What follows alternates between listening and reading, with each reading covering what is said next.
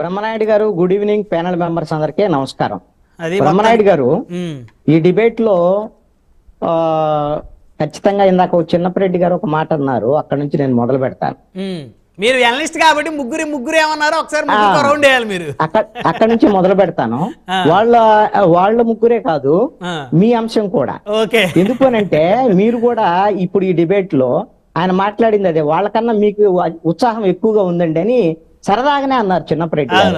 Negative. కానీ నేనంటాను, మీరు ఆ ముగ్గురితో పాటు మీరు కూడా చేరిపోయారు, మంచిదే. ఎవరి అభిప్రాయాలు వాళ్ళని వ్యక్తపరచవచ్చు. నేను కూడా నా అభిప్రాయాన్ని నేను కూడా స్వేచ్ఛగా వ్యక్తపరుస్తా. అభ్యంతరం ఎవరికన్నా ఉన్నా కూడా వాళ్ళ అభ్యంతరాన్ని చెప్పొచ్చు. ఎందుకు అనంటే ఎక్కడి నుంచి మొదలైంది అనంటే మీ ఇంట్రో, నేను బహుశా ఈ డిబేట్స్ లో మీ ఒక అతిపెద్ద ఇంట్రో, ఒక మంచి ఉత్సాహంతో, మంచిదే కూడా, తప్పేం కూడా లేదు.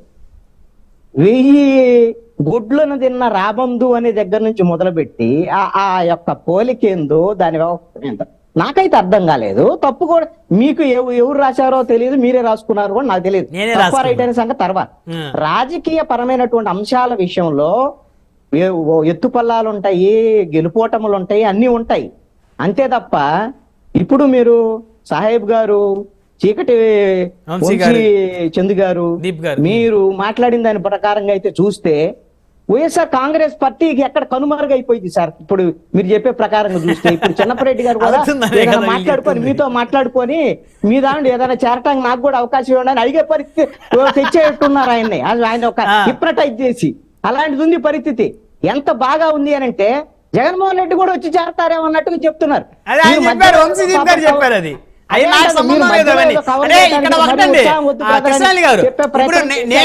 నా పోలిక ఏంటంటే, 1 నుంచి 151కి ఎంత స్పీడ్ గా బలమైన మాస్ లీడర్ ఎదిగిన టప్పున 11 పడిపోయి ప్రతిపక్ష హోదా కూడా కోల్పోయారు, ఉన్న లీడర్లు కూడా వెళ్ళిపోతున్నారు అనే కంపేర్ చేసింది చెప్పొచ్చా. నేను ఒక తారా నేను మీరు తప్పు మాట్లాడారు, ఒప్పు మాట్లాడారు అనేది మీ అంశం మీకే వదిలేస్తే జనం కూడా చూస్తున్నాను. నేననేది సంఖ్య వేరు, రాబందులు వేరు, ఈ తుఫాన్లు కొట్టుకుపోవటం వేరు. ఈ కంపారిజన్ లో ఎంతో కొంత నెగిటివ్ సెన్స్ ఉంటుందండి. రాజకీయాల్లో రాజకీయ నాయకులను మనం విమర్శించవచ్చు, వాళ్ళు ఫెయిల్ అవ్వచ్చు, ఇంకొకటి అవ్వచ్చు, ఏమైనా కావచ్చు. కానీ మన విమర్శ విషయంలో ఎంతో కొంత జాగ్రత్తగా ఉండాలి నా సూచన. అది మీరు తీసుకోండి.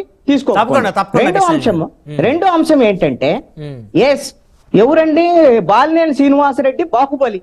ఏ బాహుబలి అండి? ఏ బాహుబలి అంటే ఇక తిరుగులేదన్నమాట.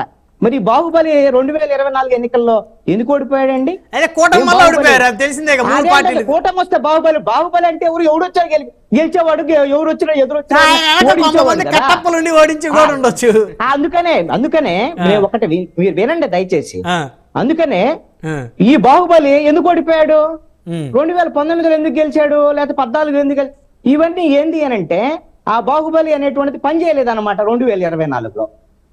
దానికి కారణం ఏంది? ఓడిపోవటానికి మాత్రము జగన్మోహన్ రెడ్డి విధానాలు కారణం అని. ఈయన ఓడిపోవటానికి 2019లో గెలవటానికి మరి జగన్మోహన్ రెడ్డి విధానాలు కారణమని అనుకోవచ్చు, ఆయన వాళ్ళు చూసి ఓడిచ్చారు అనుకోవచ్చు. రెండో అంశము, ఇంతకుముందు జగన్మోహన్ రెడ్డి ఎన్నికల సమయంలో అందరిని పిలిచి పక్కన వాళ్ళ భుజం తట్టి వాళ్ళని పొగిడేవాడు. చాలా సరదాగా ఉండేది, భలేగా. ఎవరెవరి గురించి, పేరు నాని లేకపోతే ఇంకోళ్ళ గురించి, బండబూతులు తిట్టే కొడాలి నాని గురించి ఆయన అలాంటోడు ఇలాంటోడు సౌమ్యుడు అని చెబితే అందరూ నవ్వుకున్నాం. ఇప్పుడు చీకటి వంశీ చందు ఏం చెబుతున్నాడు, ఎవరి గురించి? బాలినేని గురించి బాహుబలి మీరు అన్నారు, ఆయన అన్నారు, ఓకే నేను కాదంటలేదు. కానీ ఎలాంటంట సౌమ్యుడంట, అసలు అలాంటి ఏ విధమైనటువంటి ఆయనకి మచ్చలేదట, మచ్చలేని చంద్రుడట, ఇవన్నీ చెప్తున్నారు. మీరు ఇద్దరు మన నీది ఒంగోలే, నీది ప్రకాశం నాది ప్రకాశం అని మీది నాది తినాలనుకున్నారు, ఓకే మంచిది, సంతోషం. నేను మీ ఇద్దరు తినాలైన వాళ్ళకి నేను చెప్పేది ఏంటంటే, అక్కడ ప్రజలను ఒకసారి అడగండి. మీకు నాయకుడు, గొప్ప నాయకుడు వస్తే రావచ్చాం. ఈ రోజున 2019 నుంచి 24 వరకు ఆ జిల్లాలో భూ కుంభకోణాలకు సంబంధించినటువంటి విషయంలో బాలినేని శ్రీనివాసరెడ్డి వాళ్ళ అబ్బాయి గాని వాళ్ళ కుటుంబీకుల మీద వచ్చినటువంటి ఆరోపణలకు సంబంధించినటువంటి విషయంలో ఇప్పుడు తెలుగుదేశం, జనసేన, బీజేపీ, జనసేన కూటమి అసమైనటువంటి వాళ్ళు ప్రకాశం జిల్లాలో భూ కుంభకోణాల మీద సిట్టు వేస్తామని చెప్పినటువంటి వాళ్ళు రేపొద్దున బాలినేని వచ్చినా సరే సిట్టు వేయటానికి సిద్ధమా అనేటువంటి విషయమైనా ఆలోచించుకోండి. అంటే మీ దగ్గరకు వస్తే మిస్టర్ క్లీన్ అవుతారు. మీ చౌదరి గానీ వంశీచంద్ర గారు కావాల్సినంత కౌంటర్ చెప్పుకుందరు కానీ మీరు పక్కనే ఉన్నప్పుడు ఆ మీది తినాలి నాది తినాలన్న తర్వాత కావాల్సిన నేను ఊరికే అనలిస్ట్ 2-3 మాటలు చెప్పేటువంటి కాదండి. ఎందుకంటే జనం చూసేటువంటి వాళ్ళకి మనం ఒక క్లారిటీ ఇవ్వాలి. అదే విధంగా సామినేని ఉదయభాన్ లాంటి వాళ్ళు మంచోళ్ళు అనేటువంటి వాళ్ళు పాపం జగన్మోహన్ రెడ్డి అన్యాయం చేశాడు. అదే కదా జగ్గేపేటలోనే కదా జనసేనకు సంబంధించినటువంటి దిమ్మెల గోల కొట్టారని గందరగోళం జరిగినటువంటి ఎక్కడ జరిగింది అండి? నాకు సార్ మనుషులు కాదు కదా, మనుషుల్ని హతమార్చిన వాళ్ళు కూడా ఉన్నారు కదా చాలా మంది రాజకీయ నాయకులు. ఆయన చెప్తున్నాడు మీకు జగన్మోహన్ రెడ్డి మొట్టమొదటిగా వాళ్ళ ప్రభుత్వం వచ్చిన తర్వాత ఒక జీవో ద్వారాగా వాళ్ళ ఎమ్మెల్యేల మీద వాళ్ళ ప్రజాప్రతినిధుల మీద ఉన్నటువంటి కేసుల్ని ఒక జీవో ద్వారా కొలిగించాడు. ఈ బాలినే సామినేని ఉదయభాను కూడా దాంట్లో ఉన్నాడు. దానికి సంబంధించినటువంటి హైకోర్టు చివాట్లు పెడితే మళ్ళీ తీసేసి ఆ కేసులకు సంబంధించినటువంటి విషయాలు మొత్తం కూడా మళ్ళీ దర్యాప్తు చేస్తాను హైకోర్టు చివాట్లు పెట్టిన తర్వాత మన ఆయన మీకు మిస్టర్ క్లీన్ గా కనపడ్డాడు. అంటే జనసేనలోకి వచ్చేటువంటి వాళ్ళు అబ్బా బాహుబలి అయిపోతారు, అదే విధంగా మిస్టర్ క్లీన్ అయిపోతారు, అసలు మామూలు సౌమ్యులు అయిపోతారు. అంటే జగన్మోహన్ రెడ్డి ఏదైతే అప్పుడు ఎన్నికల సమయంలో జనానికి పరిచయం చేసినటువంటి దానికన్నా అద్భుతంగా ఉంది మీ యొక్క ఈ ప్రశంసలు ఇవన్నీ కూడా. అసలు ఆయన వస్తాడు ఈయన వస్తాడు ఎన్ని వస్తారండి. నేను అంటాను, నేను ఒకటి చెప్పదలుచుకున్నానంటే మీరు ఎవరైనా రావచ్చు ఎవరైనా పోవచ్చు. రేపు పొద్దున అసలు వైఎస్ఆర్ కాంగ్రెస్ పార్టీ ఉండకపోవచ్చు. బాలినేని కూడా చెప్పాడు కదా, తల్లి కాంగ్రెస్ లో పిల్ల కాంగ్రెస్ కలిసిపోయితే కాంగ్రెస్ పార్టీ వైసీపీ ఉండదని కూడా చెప్పాడు ఆయన. జరిగితే జరగవచ్చు, అది వేరే అంశం. నేను ఒకటి చెప్పదలుచుకున్నాను, జగన్మోహన్ రెడ్డికి అయితే ఈ రాజకీయాల మీద క్లారిటీ ఉంది. జగన్మోహన్ రెడ్డి చాలా క్లారిటీగా ముందుకెళ్తాడు. ఓడిపోవచ్చు, 11 సీట్లే రావచ్చు, ఆయనకు ప్రతిపక్ష హోదా కూడా రాకపోవచ్చు. నేనే ఆయన సమర్థిస్తున్నానని కూడా కాదు, నా అబ్జర్వేషన్ చెప్తున్నాను. నా అబ్జర్వేషన్ ఏంటంటే జగన్మోహన్ రెడ్డి గెలిచినప్పుడు నా వల్లే గెలిచారు అనుకున్నాడు.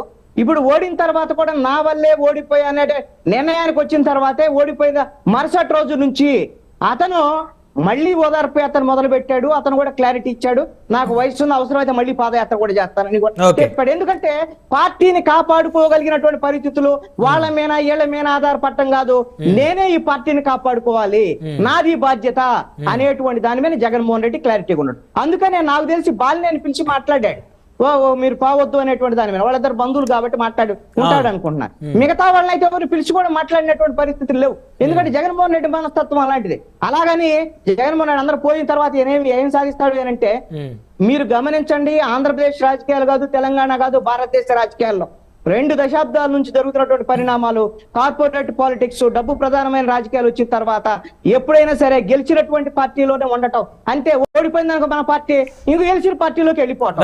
ఎందుకు మన కుంభకోణాలు బయటికి రాకూడదు, లేదంటే మనం సంపాదించుకునే అవకాశాలు పోకూడదు, మళ్ళీ సంపాదించుకోవాలి, అంతేగాని సమయం ఉండకూడదు, ఎప్పుడు అంత అధికారంలోనే ఉండాలి. మనం ఈ ధోరణిలో మారుతున్నటువంటి పరిస్థితులు ఉన్నాయి. 2019లో తెలుగుదేశం ఓడిపోయిన తర్వాత తెలుగుదేశం ఉంటుందా, మూసేస్తారా, బీజేపీలో కలిపేస్తారా అనేటువంటి అన్ని చర్చలు జరిగిన తర్వాత ఇప్పుడు తెలుగుదేశం ఎలా గెలిచింది, జనసేన పవన్ కళ్యాణ్ 2 చోట్ల ఓడిపోయాడు, ఈ పార్టీ ఉంటుందా లేదా అనేటువంటి దాని మీద మరో పీఆర్పీ అయితే కూడా అదే జనసేన ఇప్పుడు 100% స్ట్రైకింగ్ రేట్ తో ఎలా గెలిచింది, ఇవన్నీ కూడా ఎన్నికల్లో సర్వసాధారణం. పక్కనే ఉండేటువంటి తమిళనాడులో ఏది సింగిల్ డిజిట్ వచ్చినటువంటి కరుణానిధి మళ్ళీ తర్వాత జరిగినటువంటి ఎన్నికల్లో గెలిచారు. అదే సింగిల్ డిజిట్ వచ్చినటువంటి జయలలిత కూడా తర్వాత వచ్చినటువంటి ఎన్నికల్లో గెలిచినటువంటి తప్ప పార్టీలు మూసేస్తారు. ఇవన్నీ కూడా తాత్కాలికమైనటువంటి ఆనందం తప్ప ఇంకొకటి కానీ. ఇంకొక మాట కూడా మీరు మాట్లాడారు, ఏమిటి అంటే జగన్మోహన్ రెడ్డి నాయకులు కాదట, ప్రజలు కూడా మర్చిపోతున్నారని. ప్రజలు మర్చిపోతున్నారంటే జగన్మోహన్ రెడ్డి ఎక్కడికి వెళ్తే అక్కడ బ్రహ్మరథం పడుతున్నారు జగన్మోహన్ రెడ్డికి. మొన్న విజయవాడ వస్తే బ్రహ్మరథం పట్టారు, వాళ్ళు ఓట్లు వేసారా లేకపోతే ఎందుకు ఓడిపోయాడు సెకండ్ రేట్. గుంటూరు వస్తే గుంటూరులో బ్రహ్మరథం పట్టారు. ఎందుకు? పవన్ కళ్యాణ్ లాంటి క్రేజీ ఒక స్టారు ప్లస్ పొలిటీషియన్ ఎంత క్రేజ్ ఉందో ఈ రోజున జగన్మోహన్ రెడ్డికి ఓడిపోయిన తర్వాత కూడా అదే క్రేజ్ ఉన్నటువంటి పరిస్థితులు ఒక్కసారి పునరాలోచన చేసుకుంటే మనం ఏదైనా మాట్లాడేటప్పుడైనా నా యొక్క అభిప్రాయం. సార్ చెప్పినట్టు